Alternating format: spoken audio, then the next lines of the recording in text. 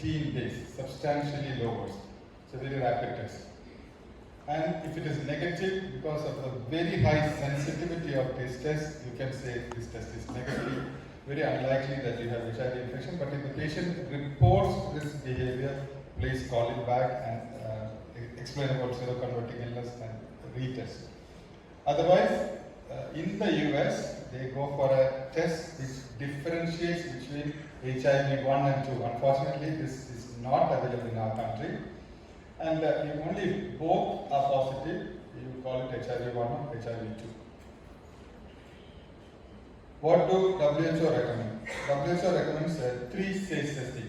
The first test is called negative, report negative, positive, present the second test. If both are positive, you do the third test. You are declared HIV positive only if all the 3 tests are positive. This substantially improves the positive predictive value of the test. If no tests are positive, you are negative. If 2 are positive, you are indeterminate. This brings to the question of Western blot. Today, Western blot has no value in the diagnosis of HIV infection. CDC, WHO, National AIDS Control Organization all have discarded Western blot as the confirmatory test. When we learned HIV medicine, we were told that you need to have a Western blot to confirm the diagnosis. No. Why? It's technically complex, it's expensive, it has a turnaround time of more than a week, and most importantly, it can take up to 45 days for the test to become positive. You're going to miss a substantial number of patients if you wait for a Western blot test. So Western blot today has no role in the diagnosis. So today it is ELISA test, which is a 4th generation assay. What about PCR? Does PCR have a role in the diagnosis of HIV infection? In select circumstances. Probably the most important 2 are the first 2 points. Early infant diagnosis. Okay? You confirm a child born to an HIV seropositive mother to have the infection if there are serially the PCR tests are positive. Why can't you use an antibody ELISA test to diagnose HIV infection in the infant? Any comments from the audience? Antibodies from the mother? Yes, the antibodies from the mother can get passively transmitted to the infant, and it can take up to a year to the antibodies to become negative. So generally, if you're relying on antibody testing, you have to wait for at least 18 months. So early infant diagnosis is PCR. Other one is somebody who has a syndrome compatible with acute HIV infection, the seroconverting illness, fever, rash, lymphadenopathy, mononucleosis like illness. Somebody who had a high-risk sexual behavior, had received a transfusion, had a needle stick injury. This is the test. But here again, very important, subsequent serological testing is essential. So to confirm the diagnosis, you need serology. The first 2 slides show that if you have indeterminate serology in high-risk individuals, and last is actually not to diagnose HIV infection in a blood bank, NAT. PCR is today the screening test recommended in many blood banks. Now, after you have confirmed the diagnosis, what do? The further evaluation, you are basically looking for the presence of opportunistic infections or opportunistic cancers, what I call the calling card of HIV infection. There are many opportunistic infections. Basically, you have a symptom-directed evaluation. If the patient has pulmonary symptoms, look for TB, BCP. Patient has diarrhea, look for protozoal infections. Patient has CNS manifestations, look for cryptococcal meningitis, etc., etc. But there are 2 important diseases which you screen for. Even if the patient is asymptomatic, you look for the presence of these particular infections. Number 1, tuberculosis. Number 2, cryptococcal meningitis. How do you screen for tuberculosis? It is again a symptom-directed evaluation. Basically 4 questions: cough, fever, weight loss, and sweating. Supplemented by a chest X-ray, and if the patient has symptoms, a sputum examination. Okay. WHO also recommends that if the patient's CD4 cell count is less than 100, even if the patient is absolutely asymptomatic, you should do a cryptococcal antigen testing. Okay. This is called the preemptive testing. STI screening, I don't have to tell you this audience. These are the mandatory laboratory investigations and of course counseling. There is preventive therapy. Every patient should receive cotrimoxazole preventive therapy if the CD4 cell count is less than 350. or the WHO stage is 3 or 4. That means you have symptoms, oral candidiasis or a major opportunistic infection. Isoniazid preventive therapy is a strategy advised by World Health Organization. There are a lot of controversies around it, but if the patient turns negative on the symptom screen, we provide them isoniazid preventive therapy for at least 6 months. A lot of vaccines. The philosophy here is prevent as many diseases as possible. Some of them I have given here: hepatitis B, tetanus and diphtheria booster, HPV, which we discussed in the morning, pneumococcal vaccine, annual influenza vaccine, and if the CD4 cell count is more than 200, varicella. Remember, varicella is a live attenuated vaccine, so you cannot give for patients with very advanced immunodeficiency. Now, the most important intervention is antiretroviral therapy. And today the philosophy is treat all. So as soon as you confirm the diagnosis of HIV infection, irrespective of the symptoms, irrespective of the CD4 cell count, you should offer them antiretroviral therapy. It's a very strong recommendation based on good quality evidence. But priority is given to those with advanced HIV disease, that is symptomatic disease, WHO clinical stage 3 or 4, or CD4 count less than 350. It is also emphasized that ART should be started as soon as possible, preferably the same day after the diagnosis, provided the patient is ready. Okay? Always remember the dictum is that OI, opportunistic infection, takes precedence over ART. So if the patient has tuberculosis, cryptococcal meningitis, diarrhea, please treat that and then start the ART. Okay? So if all the evaluations can be completed in a day, preferably should be started on the same day. And guidelines across the world are in unison. These two are the US guidelines, British, European, World Health Organization, and this is National AIDS Control Organization from India. All patients. So treat all is the dictum, easy to remember. So you don't have to memorize which stage, what CD4 cell count, is it different in the US? No, all across the world is the same. The evidence for this comes from these two large studies, which was published in 2015 in New England Journal of Medicine, what is called the INSIGHT STAR study and the Temprano study. Both of us showed very similar results. So even patients with asymptomatic early infection, which is not indication for ART at that particular point in time, if you started ART and followed up these patients over time, it reduced mortality, it reduced new AIDS events, even more important, even at CD4 cell count more than 350 non-AIDS defining serious illnesses, mostly cancers and cardiovascular disease, it prevented. So remember, we all grew up learning that HIV causes reduced immunity and opportunistic infections. No, it's not true. It even reduces, if you treat, it reduces death due to cardiovascular disease and a lot of non-AIDS related cancers. So this was really an eye-opener. And this was multinational studies done across the world, including Asia, Africa, South America, etc. Another important piece of evidence came from this particular study, again presented in New England Journal of Medicine in 2016, what is called the HPTL-052 study. They randomized sero-discordant couples, people in stable monogamous relationships. One partner was HIV infected, other partner was HIV uninfected. And all of them had, the infected partner had CD4 cell count more than 350, so did not fulfill eligibility for ART at that time.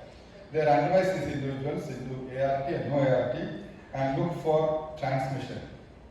And there was a 92% reduction in transmission of HIV from the infected partner to the uninfected partner. And when they looked at genetically linked transmission, that is, the uninfected partner was infected with a virus genetically similar to the infected partners. There were no transmissions at all if the virus load was 0. Okay? So this was again, HIV not only prevents deaths, it also prevents transmission, sexual transmission. This is substantiated in two massive studies called the Partner 1 and Partner 2 studies. These are not randomized controlled trials, observational studies, primarily done in Europe. Partner 1 had heterosexual and MSM couples, and Partner 2 had only gay couples. They followed up these patients for a many number of years, and there was zero HIV transmission from the infected partner to the uninfected partner through condom-less penetrative sex if the viral load was undetected. Okay, so now they have come up with this term called U is equal to U. That means if you have undetectable viral load while on stable ART, that means you should have been on ART for at least 6 months, and the infected partner has a viral load of 0, undetectable, he or she will not transmit to the uninfected partner. So treatment as prevention. So ART not only benefits the individual taking the ART, prevents death and disability, but also prevents transmission. Extremely important. So this is important to look at titles of editorials in influential journals. 1995, some of us may remember Dr. David Ho is a Chinese American who wrote this very influential editorial in New England Journal of Medicine. Time to hit HIV early and hard. That means you give a potent combination of antiretroviral therapy, you can prevent death due to HIV infection. But then ART was very messy at that time. You had to swallow a handful of pills 3 or 4 times in a day, produce many unpleasant side effects, severe nausea, vomiting, diarrhea. So it was difficult to say what made them sick. Was it HIV or was it the treatment? So by 2000, people became more sober, and Charles Carpenter wrote that hit HIV hard. Of course, you need a combination of drugs, but only when necessary. So they lowered the cutoff to 350 and subsequently 200. By 2009, we had better drugs coming out. So Dr. Paul Sachs wrote this editorial. When do you start antiretroviral therapy? Ready when you are. So if the patient was ready to start, because it still needed lifelong therapy. By 2014, after these influential studies were published, now it is very simple to remember, treat all. So you come to the clinic, you have a ELISA done, within an hour the result is back, you don't need any more evaluation. If you are ready, you should start antiretroviral therapy. So treat all. Why has this change occurred? Because of 3 important reasons. Like I said, the association between HIV infection uncontrolled and other decreases occurring at high CD4 cell count. So it's not TB and cryptococcosis. Yeah, it is still the most important cause of patients dying, but it's also preventing cancers like lung cancer and colon cancer. It's also preventing cardiovascular disease. Second is ART prevents transmission. So today we tell all our patients, please go ahead, get married, find an uninfected partner, have sex, have children. It's absolutely no issues. But you should be on stable ART. And then, even more important, you have potent, well tolerated, and easy to use ART regimens.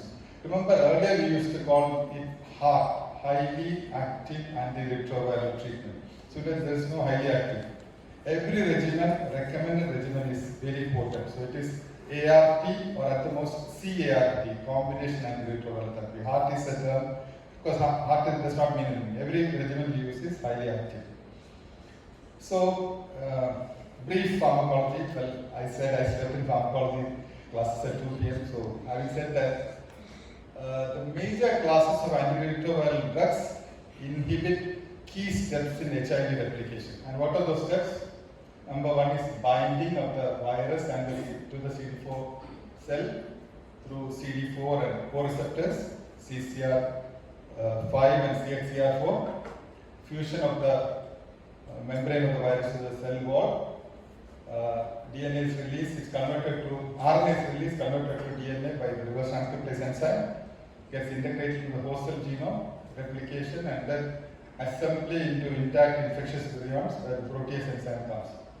So we have entry inhibitors, CCR5 antagonists and fusion inhibitors, reverse transcriptase inhibitor, which converts the viral RNA to DNA, integrase strand inhibitors or integrase inhibitors, which prevents integration of the DNA into the genome, and protease inhibitors, which prevent assembly into intact infectious virions. Those are the major classes of antiretroviral drugs. Very easy to remember. It is changing now. All ART regimens consist of 3 drugs. Okay, 2 nucleus reverse transcriptase inhibitors and 1 third drug, which can be an NNRTI, a PI, or an integrase inhibitor. Today, integrase inhibitors, bictegravir, which is given as a short form BIC, or dolutegravir, given as a short form DTG, are the most commonly used drugs. Okay, this is from the US. So use bictegravir, tenofovir or lamivudine or emtricitabine or dolutegravir, the same regimen. And this is the World Health Organization recommendation updated last year, which says that tenofovir, TDF stands for tenofovir, 3TC or FTC, lamivudine or emtricitabine along with dolutegravir. So why is it that everybody is recommending an integrase inhibitor as the initial drug of choice? Number one, it is very potent. Okay, these are two studies where dolutegravir was compared to efavirenz. Here, dolutegravir was compared to atazenavir, a protease inhibitor. In both studies, this came out as the clear winner. Okay, dolutegravir is clearly superior to efavirenz and atazenavir. Well tolerated. There are no drugs with no side effects, but very few side effects. Ease of administration, single daily pill. All the ones marked with an asterisk there is available as a single daily pill. So you don't have to swallow a handful of pills before meals, after meals, with 2 liters of fluid, no antacids, nothing like that. Very few drug interactions. Okay, remember you talked about rifampicin and anti-epileptic drugs and oral anticoagulants, oral contraceptive pills. Okay, so very few drug interactions. There are, you should not ignore that. And high genetic barrier to resistance. What does that mean? Even if treatment fails, very seldom that the virus will become resistant to these drugs. Okay, so because of all these reasons, dolutegravir is the preferred. You have this concept of universal ART regimen. Same drugs for whether you are an adult or a child, whether you are male or female, whether you are pregnant, whether you are not pregnant, whether you have other comorbid conditions, tuberculosis, diabetes, hypertension, dyslipidemia. So you do one test, you diagnose HIV, you give them one pill. Okay, so HIV medicine is very simple today, very easy. Anybody can be an HIV specialist. But dolutegravir is not yet the universal ART regimen. There are conditions given on the left-hand side: CKD, osteoporosis, cardiovascular disease risk, hyperlipidemia, where you have to think of alternatives. But for most patients, dolutegravir-based regimens are today the regimens of choice. Now, once you have started these patients, is it fill it, shut it and forget it? Not yet. Every time the patient comes to the clinic for follow-up, you have to assess these 3 things: adherence. Remember, these drugs need extremely high degrees of adherence, more than 95%. So it's like the decision to get married. You have to be committed to a lifelong relationship with this particular pill. Okay? So you have to assess adherence. Adherence counseling is extremely important before you start therapy, during therapy, very important. Adverse drug reactions. These drugs still can cause adverse drug reactions. And you have to measure plasma viral load. Okay? Earlier we were taught that you don't need viral load monitoring, clinical assessment and CD4 cell count. No. Today, every organization, US, British, European, World Health Organization, even in India, beginning 2018, routine viral load monitoring done at 6 months and then yearly thereafter. Okay, so every patient on potent ART should have an undetectable viral load. Undetectable viral load. That's the standard of care. Now I will move on to HIV prevention. The cornerstone of HIV prevention is behavior modification. All of us know about the ABC approach. A stands for abstinence. B stands once you find a partner, being faithful, being in a stable monogamous relationship with an uninfected partner. C is usage of correct and consistent use of condoms. So if you can't practice A or B, you practice C, correct and consistent use of condoms. But then, as you know, behavior modification is easier said than done, especially when it comes to sexual behavior. So people started thinking of ART, biomedical interventions. And I talked about treatment as prevention. Evidence from the HPTL 052 and the partner studies. Today we know that if the patient is on potent ART, as undetectable plasma viral load, you do not transmit. But what about ART for pre-exposure and post-exposure prophylaxis? So you have this concept of PrEP or pre-exposure prophylaxis. Concept is simple. Use of antiretrovirals in high-risk HIV negative individuals. Okay, it's not for everybody. So if the person's behavior puts him or her at a very high risk to acquire HIV, basically you have multiple partners and you have unprotected sex. And the only combination approved for PrEP or pre-exposure prophylaxis is a tablet fixed dose combination of tenofovir and entrectinib, what is called Truvada. Okay, Truvada is the only pill approved till date. Okay, always remember it is only part of the whole continuum of prevention and care. And this is to be used in addition to behavior risk modification.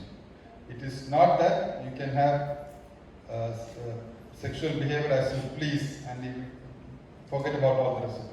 And more importantly, to this audience, it does not protect against other STIs. So you can still catch syphilis, you can still get gonorrhea, you can still get HSV. So it is not a panacea. Okay? So it should be given with a lot of counseling to the patient. Does it work? Yes. We have very good evidence that it works. But remember this one, it reduces the infection overall by about 54%. But if the patient is very adherent, it brings down the infection to about 27%. So 73% protective efficacy. It's not 100% efficacious. Even when it is practiced in randomized controlled trials, it is not that it will work all the time. So you cannot give that impression to your patients if they come seeking for pre-exposure prophylaxis. It can fail. So how do you assess a patient? Somebody comes and is in your clinic. I'm going on a tour, vacation, and I heard about PrEP. I looked at Google, and what do I do? Number one, it should be prescribed only if you are HIV negative. That means within a week of consultation, you should have had a negative test. Second, you look for symptoms of acute HIV infection, fever, rash, lymphadenopathy, and patient should have normal renal function because tenofovir is toxic to the kidneys. And there are no contraindications. Hepatitis B should be either documented negative, patient should be vaccinated ideally, should look for other STIs and hepatitis C virus infection. And once you start, you do not prescribe drugs for more than a period of 90 days. So patient should be asked to come back and see you after every 3 months. And every 3 months you counsel, you emphasize other behaviors which will put the patient at risk for HIV infection. You talk about safer sexual practices, you talk about correct and consistent use of condoms, you assess the patient for symptoms and lab tests for other STIs every 3 to 6 months. Okay, very important. Okay. Is there any other way you can use pre-exposure prophylaxis? There's another strategy called on-demand PrEP. Very easy to remember, 2-1-1. Patient takes 2 tablets of Truvada 2 to 24 hours before a planned unsafe sexual activity, which puts him or her at risk. And then one day later, and second tablet 1 day later. Okay. So this is called on-demand PrEP. The studies were done in France and in Canada. It's very efficacious, but the US guidelines do not recommend on-demand PrEP. They recommend only the daily PrEP, daily regimen. Okay. Remember, even if you are prescribing on-demand PrEP, please do counsel the patient. All the other behaviors which lessen the risk. Okay.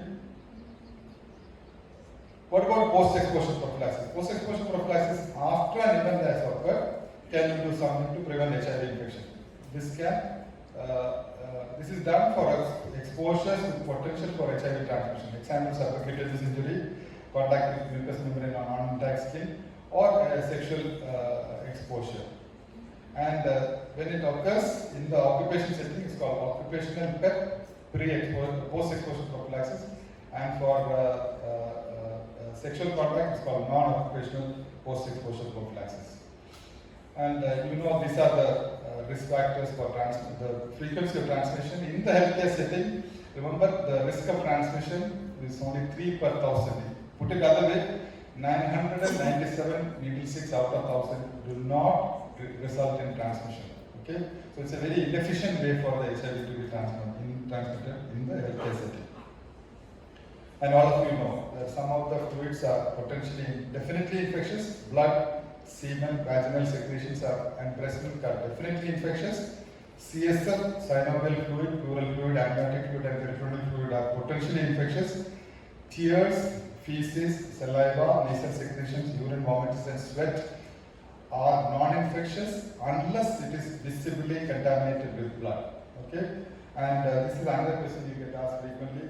There is absolutely zero risk of transmission from the inanimate object. So there was a blood spill and then you managed to touch it, had contact with it, there is no risk at all.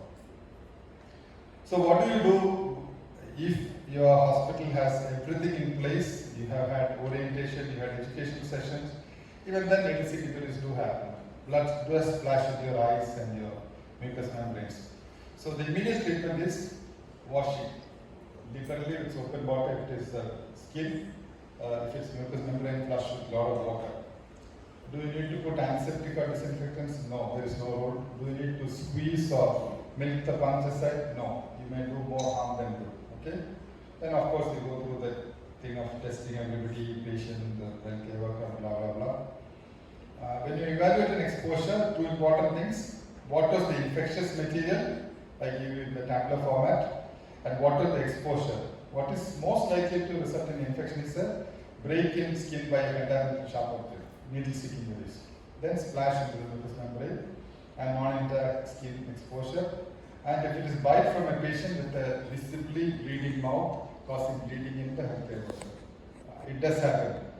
Okay? Patients bite the providers. If you're starting post-exposure prophylaxis in the healthcare setting, time is money. Okay? As soon as possible. So every hospital should have a designated way of managing these exposures. Okay? And every employee should be aware of where to go immediately. In our hospital, the staff and student health services are in charge. They are available round the clock, 24/7, and they carry a starter pack with them. There's no delay. You don't have to go to the pharmacy and fill up a prescription. In fact, they have the starting pack with them. Okay? Ideally, post-exposure prophylaxis in the healthcare setting should be started within 2 hours, but not later than 48 hours. Why? By 48 hours, the virus has reached the regional lymph node. Okay? It is already disseminated. But if it's a sexual exposure, NPEP, non-occupational post-exposure prophylaxis, the time window is up to 72 hours. And today, the regimen is dolutegravir, tenofovir and emtricitabine, single pill for a duration of 4 weeks. How do you test these patients? Of course, you need baseline testing, and you need testing every month for up to 4 months. And if you're using a 4th generation test, which I described earlier in my presentation, if the test is negative at 4 months, you can stop testing. Do we need a PCR? Only if the person develops symptoms compatible with acute HIV infection. Okay? So while on PEP, you develop fever, you develop rash, you develop lymphadenopathy, and your blood smear examination shows lymphocytosis. Very high chance it's seroconverting illness. Like I said in my earlier slide, that is the time when you need PCR. Otherwise, it is serology. And with PEP, the risk of transmission is practically zero. Remember, you don't get HIV infection through a needle stick injury. Very unlikely, extremely unlikely. Talking briefly about, I have 8 more minutes, 2 opportunistic infections, cryptococcus and TB. Diagnosis of cryptococcus is today revolutionized. Okay? Cryptococcal antigen, CRAC. There is a lateral flow assay on the serum, can be done on the CSF. It's a point of care test, so you don't need a sophisticated laboratory. So it is kind of revolutionized treatment of diagnosis of cryptococcal meningitis. India smear and culture are other tests. When you're treating, you need a combination of antifungals. Ideally, liposomal amphotericin B with flucytosine. What is unique about this combination? Potent fungicidal drugs. They just not stun the fungus, they kill the fungus. Okay? So liposomal amphotericin B, of course, is expensive. So WHO has a regimen of 1 week of conventional amphotericin with flucytosine because Africa sees the largest number of these patients. But if you have resources, liposome, nepotism, give it flucytosine for 14 days, followed by fluconazole. I've given the consolidation and maintenance days there. Third is the importance of, remember most of these patients have very high intracranial pressure. When you do a LP, the CSF literally rushes out. Pressures of 30 centimeters and all are very usual. So you should do therapeutic lumbar punctures. Okay, we were taught as MBBS and MD students, the patient has ICP, raised intracranial pressure, LP is contraindicated. No, here LP is life-saving. Okay, therapeutic LPs improve survival. Okay, the pressures are high. Please do daily therapeutic lumbar punctures. You can drain about 20 ml of CSF.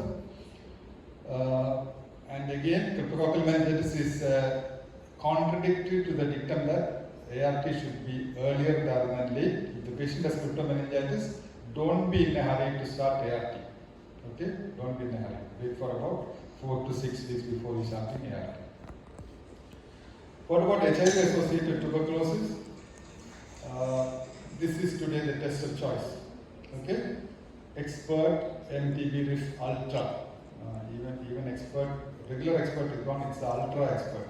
This is nothing but a cartridge-based nucleic acid amplification test. What are the advantages? Substantially improved sensitivity when compared to sputum AFP smears, rapid turnaround time, 4 hours, same day you have the result back, and it also will tell you whether the MTB is susceptible to rifampicin. It provides information on rifampicin resistance. There is this test called urinary lipoarabinolamb. It's a component of the M. tuberculosis cell wall. Studies done in Africa showed that this is very effective, but only in this subset of patients. Patient is very ill, hospitalized, and has very low CD4 cell counts. And today also, every patient with tuberculosis needs a culture and drug susceptibility testing because of the increasing resistance. So this is about diagnosis of TB. What about anti-tuberculous therapy, ATT? Is there any difference? There's no difference, whether you are HIV infected or HIV uninfected. Only thing is that if the patient has CNS or disseminated or bone and joint tuberculosis, you extend the duration of treatment to 9 months and you don't stop at 6 months. Okay? ART, you can use either efavirenz or dolutegravir, but if you're using dolutegravir, you need an additional dose. I mean smoke. Yeah, this is my last couple of slides. So, the patient has very low CD4 cell count. You start ART after about 2 weeks of ATT. If the CD4 is more than 50, you start at the initial intensity, it's after 2 months. Okay?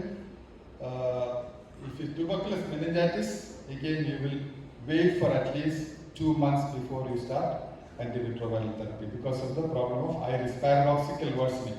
Okay? ART doing more harm than good. So now with all these interventions, patients with HIV can look forward to near normal life expectancy. It's not normal life expectancy. In the last couple of months, I saw several of my patients who have been with me for the last 25 years now. So it is now very gratifying to treat these patients. Okay? If they take their pills. So still it is not normal life expectancy, it's near normal life expectancy. But there's a huge gap. WHO has this very ambitious goal of 90-90-90. 90% of the patients with HIV should know their diagnosis, 90% of them should have access to ART, and 90% should have undetectable viral loads. Let's look at this. Only about 53% will have undetectable viral loads. So there are these huge gaps, so despite all these advances. So to conclude, HIV still remains a major health problem, and you are going to see it wherever you are in the world. Okay? There are many effective treatment options today, simple 1 pill per day. Patients can look forward to near normal life expectancy. And if you have on potent ART and have undetectable viral loads, you do not transmit the virus to uninfected people anymore. But however, despite all these very exciting advances, there still remains huge gaps which need to be addressed. Thank you all for patiently listening.